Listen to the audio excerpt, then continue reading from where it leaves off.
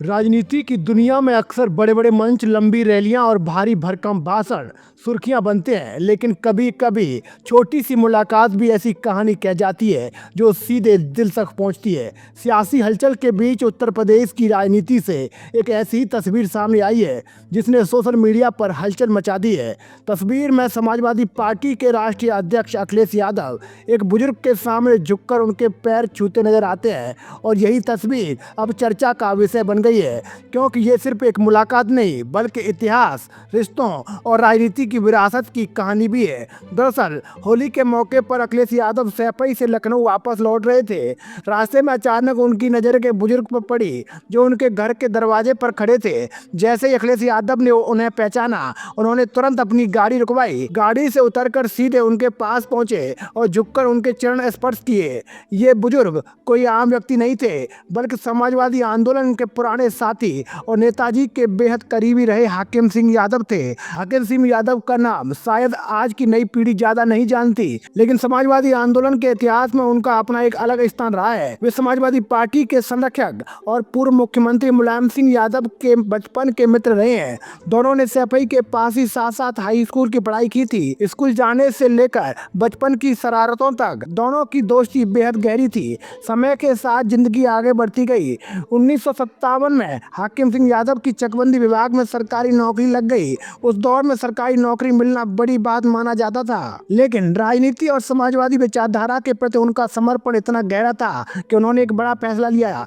जब मुलायम सिंह यादव राजनीति में सक्रिय हुए तो हाकिम सिंह यादव ने अपनी सरकारी नौकरी से इस्तीफा दे दिया और पूरी तरह उनके साथ खड़े हो गए। 1967 से उन्होंने सक्रिय राजनीति में कदम रखा और समाजवादी आंदोलन को मजबूत करने में जुट गए। वे खुद बताते हैं कि उन्होंने किसान नेता और पूर्व प्रधानमंत्री चौधरी चरण सिंह को अपना गुरु माना। उसी विचारधारा और उसी रास्ते पर चलते हुए उन्होंने समाजवादी पार्टी के लिए वर्षों तक काम किया। यही वजह है कि जब अखिलेश यादव ने उन्हें दरवाजे पर खड़ा देखा तो उन्होंने बिना देर किए गाड़ी रुकवा दी। जैसे ही वे उनके पास पहुंचे, उन्होंने झुककर उनके पैर छुए और आशीर्वाद लिया। ये सिर्फ एक औपचारिकता नहीं थी बल्कि एक ऐसा रिश्ता था जो पीढ़ियों से चला आ रहा है। दिलचस्प बात यह भी है कि हाकिम सिंह यादव वही बुजुर्ग हैं जिनकी गोद में बचपन में अखिलेश यादव खेले हैं। यानी ये रिश्ता सिर्फ राजनीतिक नहीं बल्कि पारिवारिक भी है। यही कारण था कि इस मुलाकात में औपचारिकता नहीं बल्कि अपनापन दिखाई दिया।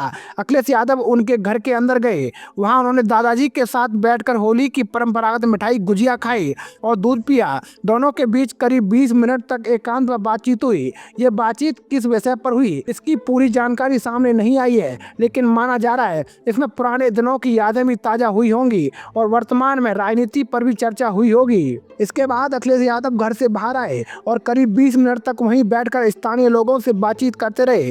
वे घर के बाहर प्लास्टिक की कुर्सी पर बैठ गए और आसपास के ग्रामीणों से गुफ्तगू करते नजर आए। कुल मिलाकर वो इस घर पर करीब 40 मिनट तक रुके। ये मुलाकात जितनी सादगी भरी थी उतनी भावुक भी थी। 95 साल की उम्र में भी हाकिम सिंह यादव की आवाज बुलंद है और उनका आत्मविश्वास भी कम नहीं हुआ। अपने पुराने दोस्त के बेटे के सामने देखकर वे बेहद खुश नजर आए। उन्होंने अखिलेश यादव को आशीर्वाद दिया और उनके भविष्य को लेकर भरोसा भी जताया। हाकिम सिंह यादव ने कहा कि उन्हें विश्वास है कि आने वाले समय में अखिलेश यादव बड़ी सफलता हासिल करेंगे। उन्होंने यहाँ तक कहा कि 2027 में अखिलेश यादव उत्तर प्रदेश की सत्ता पर काबिज होंगे। इस पूरे घटनाक्रम की तस्वीरें और वीडियो जैसे ही सोशल मीडिया पर आए वे तेजी से वायरल हो गए। लोगों ने इसे राजनीति से ज्यादा रिश्तों और संस्कारों की कहानी बताया। कई लोगों ने कहा कि राजनीति में अक्सर बड़े बड़े दावे और आरोप सुनने को मिलते हैं, लेकिन इस तरह की तस्वीरें इंसानी रिश्तों की अहमियत भी याद दिलाती है। दरअसल भारतीय राजनीति में परिवार परंपरा और गुरु शिष्य की परंपरा का हमेशा से महत्व रहा है। समाजवादी आंदोलन भी इन्हीं मूल्यों पर खड़ा हुआ था और यही वजह है कि जब नई पीढ़ी के नेता अपने बुजुर्गों का सम्मान करते नजर आते हैं तो वो दरअसल लोगों को भावुक भी कर देता है।